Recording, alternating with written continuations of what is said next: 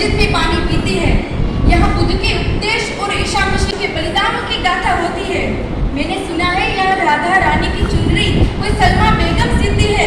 तो फिर क्यों हो गई जुदा किया तो फिर छोड़ने की बात होती है। जी हाँ, विकसित भारत, हमें अगर विकसित भारत बनाना है तो सबसे महत्वपूर्ण चीज है कि हमें अंदरूनी एकता को बढ़ाना होगा, हमें मिलना होगा, एकजुट होना होगा। मिलने की ताकत बहुत गजब है, क्योंकि अकेले हैं तो एक ऊन की तरह है, मिल जाए तो सागर। अकेले तो हमें धागा है, मिल जाए तो चादर। अकेले तो हमें कागज है, मिल जाए तो किताब। अरे अकेले तो हमें पत्थर है, मिल जाए तो इमारत। यह है मिलने की ताकत, यह है जुटने की ताकत।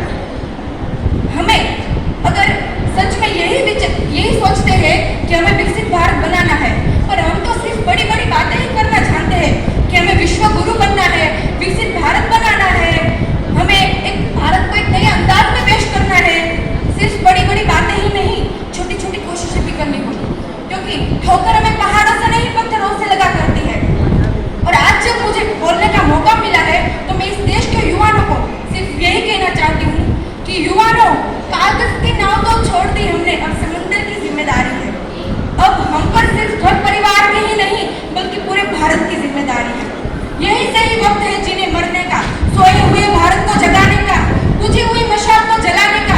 यही सही वक्त है देश को सर्वश्रेष्ठ बनाने का।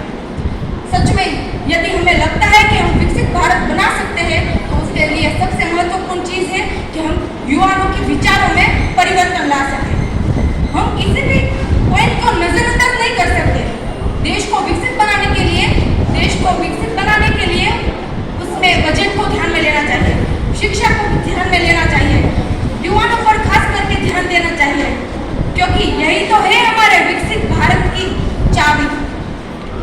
India is the youngest country in the world. Bharat में सबसे ज्यादा युवा दर है। दुनिया के सब देशों की सरखामणी में भारत में सबसे ज्यादा युवा दर है। पर ये युवा दर किस काम का, जो कोई नई विचारधारा को अमल में न ला सके, कोई नए संशोधन ना कर सके। तो ये युवा दर देश का गौरव नहीं बल्कि अधोगति की निशानी है। आज के युवा सिर्फ और सिर्फ सोशल मीडिया में पड़े रहते हैं। उन्हें लगता है कि इतनी बड़ी बड़ी रील्स बनाकर वो अपना नाम कमाएंगे। पर जरा सोचे, वो नाम किस काम का, वो नाम किस काम का जो देश के काम ना आए, जो उसे खुद के ही काम में आए। इसलिए कह रही हूँ, युवाओं को सही राह में लाने की जरूरत है, और वो काम तो सिर्फ और सिर्फ शिक्षा ही कर सकती है ना। और वैसे भी तो आज के लोग शिक्षा की तरफ काफी बढ़ावा दे रहे हैं और उसका प्रभाव भी काफी बड़ा है। अगर हम कोई अच्छे लोग हैं, हम सोचते हैं कि भारत में कितने सारे सैकड़ों लोग हैं, उसमें से कई अच्छे लोग हैं जो कुछ अच्छा भारत के लिए कुछ अच्छा किया जाए ऐसा सोचते हैं, करने के लिए आगे बढ़ने ही वाले होते हैं। तभी वो सोचते हैं कि मैं ये करूँगा तो लोग क्या सोचेंगे, लोग मेरे बारे में क्या कहेंगे। अरे भाई, लोग क्या सोचेंगे ये भी हम सोचने लगे तो फिर लोग क्या सोचेंगे। कहते हैं ना, हाथी चले बाजार कुत्ते भूखे हजार। लोगों का तो काम है कहना। कुछ रीत जगत की ऐसी हर सुबह की शाम हुई, तू कौन है, तेरा नाम है क्या, सीता भी यहाँ बदनाम हुई। तो फिर लोगों की बातों से तो भीग गए तेरे नैना। कुछ तो लोग कहेंगे, लोगों का काम है कहना। विकसित भारत इस शब्द से मैं तो एक ही बात समझती हूँ कि वो खुद पे आत्मनिर्भर हो, उसे दूसरों पर निर्भर ना रहना पड़े, दूसरों की जरूरत ना पड़े।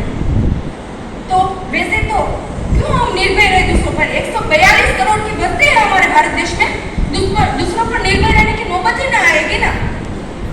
वैसे तो भारत लगभग 190 देशों को 75,000 से ज्यादा वस्तुएं प्रोवाइड करता है, और 140 देशों से 6,000 जितनी वस्तुएं हमारे भारत में मंगवाई जाती है। तो हमें सिर्फ इस 6,000 जितनी वस्तुओं में विकल्प रूप वस्तु हमारे भारत में बनाने की जरूरत है। फिर देखिए, हमारी कामयाबी को कोई नहीं रोक सकता। एक बात जरा सुनिए ध्यान से कि मंच में हो रही बातों से अगर सभी व्यक्ति, ये सिर्फ विद्यार्थियों को लागू नहीं पड़ती है बात, सभी को, अगर सभी व्यक्ति यह सोचे कि देश की प्रगति यही मेरी प्रगति, देश का विकास यही मेरा विकास, तो हमें कामयाब होने से कोई नहीं रोक सकता। कोई रोक के तो दिखाए।